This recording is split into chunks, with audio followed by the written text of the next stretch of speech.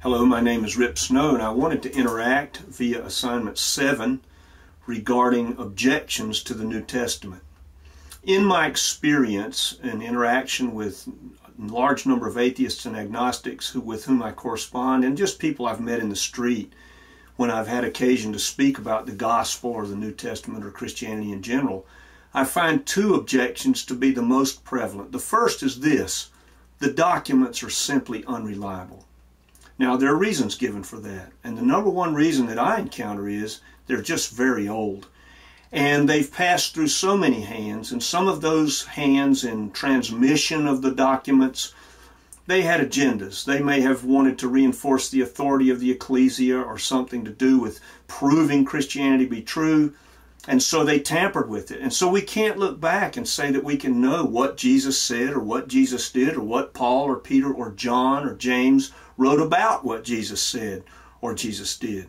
And so we just can't rely upon them. Well, this usually flows from a mindset that really doesn't understand textual criticism at all and doesn't realize that the Bible, in terms of an ancient document, is the most well-attested document on earth.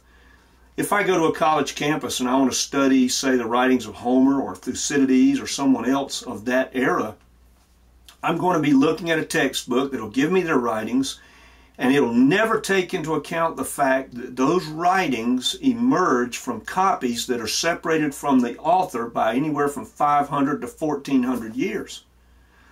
And we've only got one or two copies to deal with. In the New Testament's case, we've got thousands of copies going all the way back to within 250 to 300 years of the autographs. Then we've got the documentation of those who were the disciples of the apostles within that 100-year period or so between the time of the resurrection and the emergence of the Gospels. And so we have their writings which reflect the fact that the writings of the apostles are documented by them. So we've got this check and balance system that goes on, and we have a consistency of the documents all the way through into the present day. Tremendous documentary evidence for the New Testament. Most people are just unaware of that. Most Christians are unaware of that. The second objection comes as that says, I can't believe these documents because they contain supernatural reports. Thomas Jefferson was one of those. Here's this post-Enlightenment intellectual who looked at the New Testament, who was a believer in God apparently, but he couldn't accept the supernatural reports, so he rewrote the New Testament, expunging all of the supernaturalism it contained to make it more acceptable to his post-Enlightenment scientific mind. This is a prevalent view today.